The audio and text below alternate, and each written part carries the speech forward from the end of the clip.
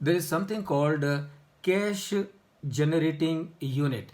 Now, what is the meaning of cash generating unit, CGU? The meaning of CGU is that in a business, in a company, there can be certain assets which can be independently capable of generating cash flow. So, if there is an asset which is capable of generating cash flow independently, that assets will need to be tested for impairment independently, because that asset can generate cash by itself. But more often than not, what will happen, there would be very few assets of this kind. In most cases, what you will have, you will not have one single asset that will be independently capable of generating cash flow.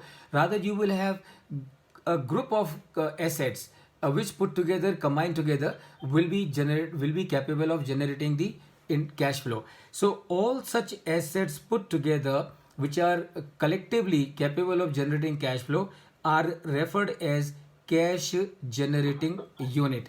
And so, as you will determine the amount of impairment loss in case of independently capable asset of generating cash flow, same way you will also do the impairment. You will also determine the impairment loss in case of cash generating unit. That means the combined value of all the assets which are forming part of the CGU, that is the carrying amount of that particular CGU, carrying amount of the entire CGU.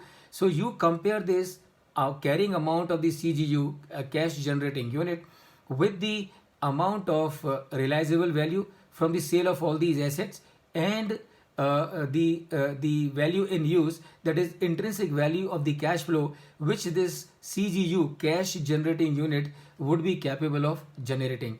And that's how, comparing the realizable value and value in use on one hand with the carrying amount of the CGU, you will be able to determine the amount of impairment loss. And in case if there is an impairment loss, then what you will do, the amount of impairment loss will be distributed proportionately in all the assets which are forming part of the CGU. So this is how you will do the impairment in case of cash generating unit.